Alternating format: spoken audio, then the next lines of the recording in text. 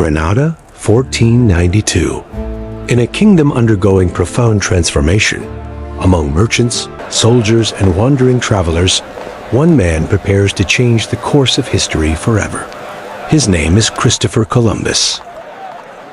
Born in the Republic of Genoa, Columbus is a skilled sailor, shaped by years of hardship and ambition. Driven by an unshakable belief in a westward route to Asia, he dedicates his life to a vision few dare to imagine. Columbus reaches Santa Fe, the fortified headquarters of the Spanish monarchs. Inside these walls, he seeks an audience that could change the fate of his voyage and of history. He presents his bold vision to the crown. He promises a shorter route to the Indies, a voyage that could bring Spain new lands, untold riches, and a legacy destined to reshape history. And it holds unimaginable riches. Very well, Columbus. You shall have my ships.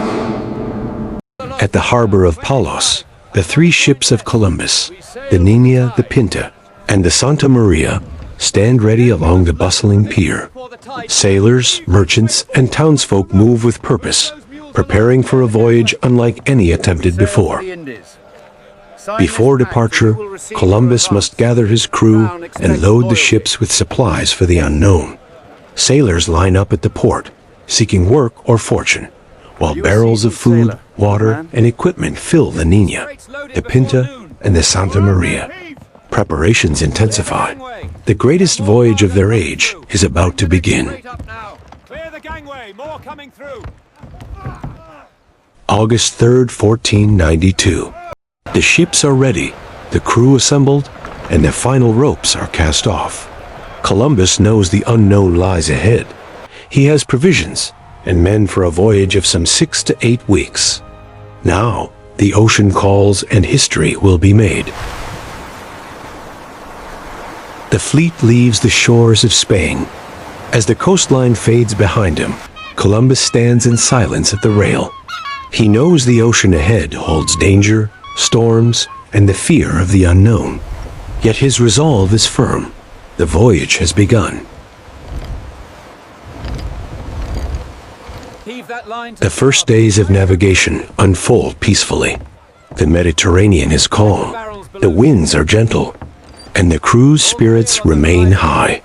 The journey has begun in the best possible way.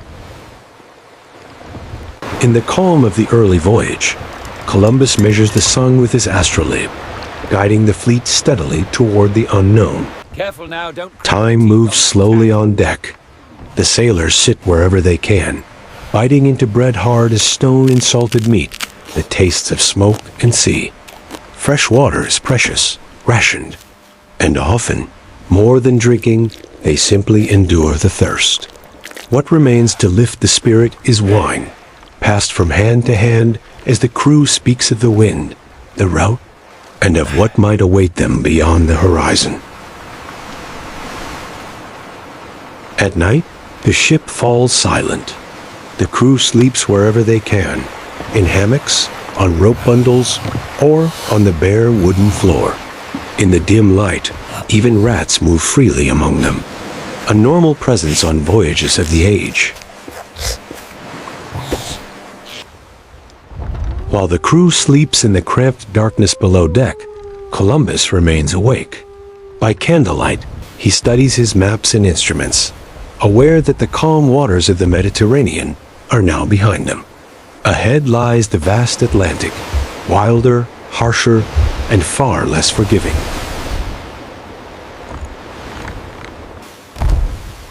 In the open Atlantic, a fierce squall strikes the ships, and the deck erupts in chaos. Hold fast, you scurvy dogs! Under Columbus's command, the crew rushes to their stations.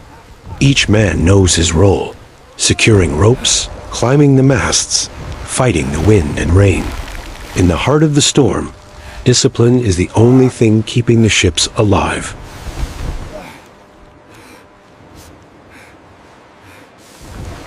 After the storm, the ocean grows calm again, but the Indies are nowhere in sight. According to every calculation, They should have reached land days ago. Doubt spreads across the decks, and the crew grows restless. He hoards the supplies while we rot. We must take the ship. Tonight. Whispers turn into anger, and a small faction even dares to challenge Columbus's command. What is happening here? This is madness! We'll die out here! Turn the ship around! You cannot silence the whole crew, Admiral! We are finished!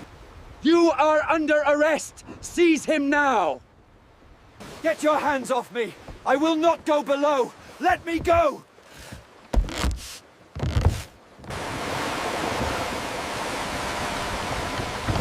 When all seemed lost and the Indies nothing but a fading dream, Columbus stands in silence alone with the sea and his doubts.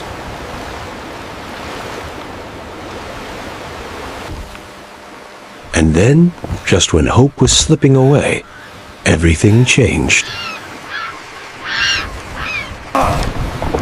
Land ho! After weeks at sea, they had arrived. But this land was not the great Indies Columbus had set out to reach. Without knowing it, Columbus had discovered a new world, the lands that would later be called America.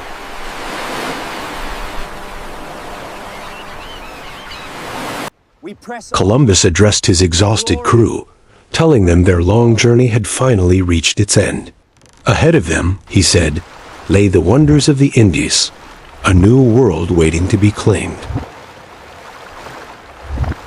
The island, known to its people as Guanahani, was home to the Taino, a gentle and ancient people who had lived in these lands for generations.